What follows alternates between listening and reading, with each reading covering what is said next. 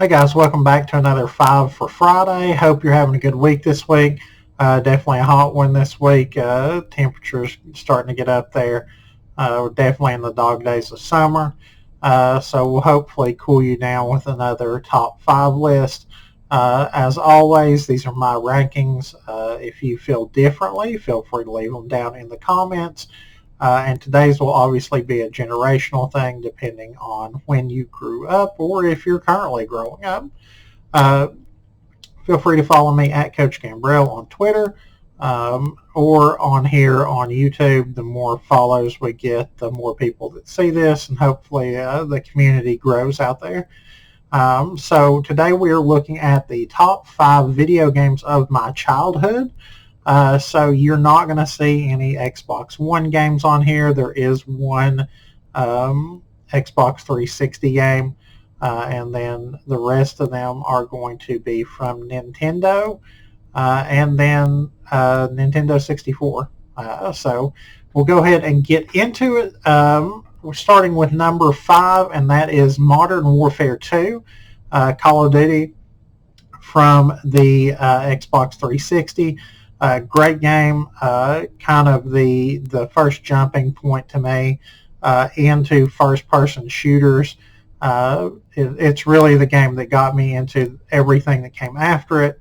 And I even played, well, Halo started out for me kind of, but really Modern Warfare 2 is the one that really broke me into it, and why I still enjoy playing it today.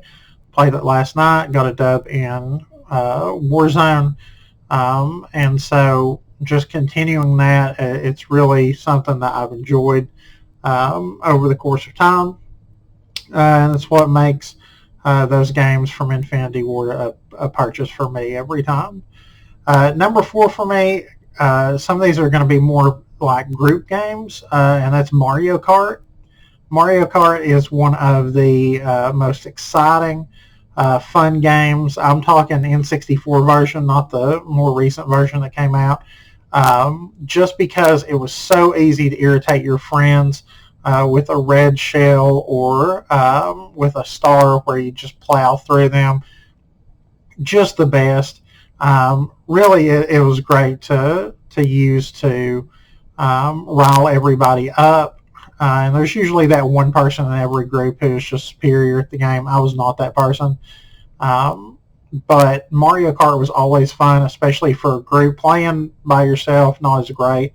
But as a group game, it was phenomenal. I always highly recommend it. Have not played the new version, but I've heard good things about it. Number 3, probably the precursor to all of the first-person shooters for me, and the first one I ever played, and that was Goldeneye.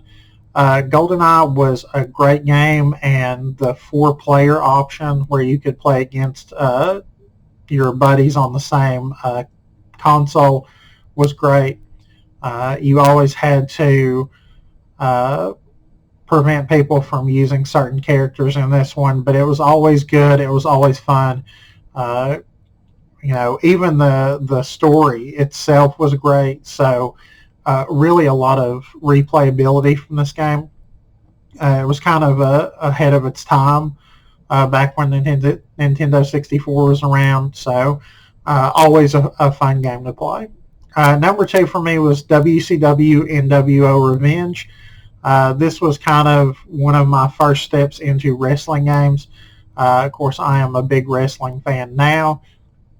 And this really kind of sprung our way into that. It really got me into watching it. There are mods that are being made for this game to this day that you can play on PC. So it's still hanging in there and still alive. But it was really the first best wrestling game that was out there. Always enjoyed hanging out with my buddies in high school. We would all gather around, play this. It was just, again, another one of those games where if you play it together, you're going to have a lot more fun.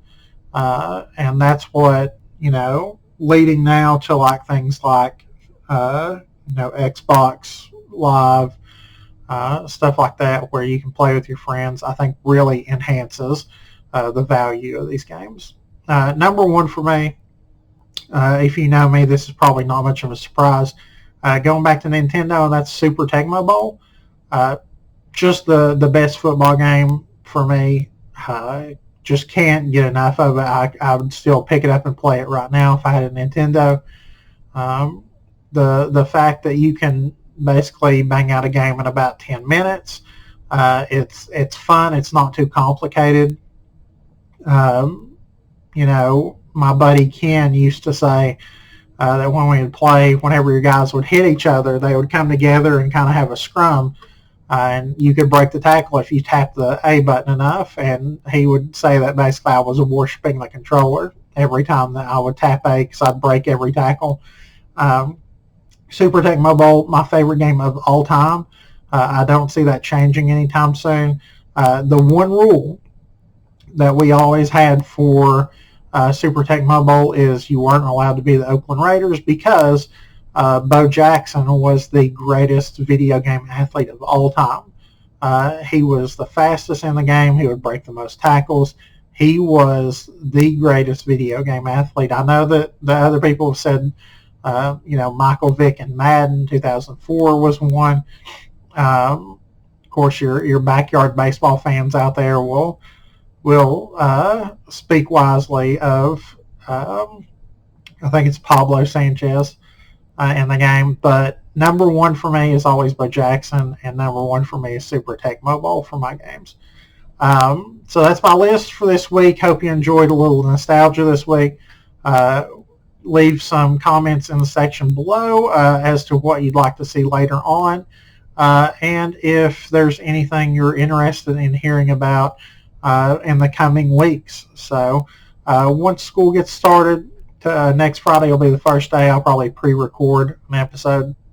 Can't promise you that these will come out with regularity, but hopefully they will, and hopefully you'll continue watching and hopefully enjoy them.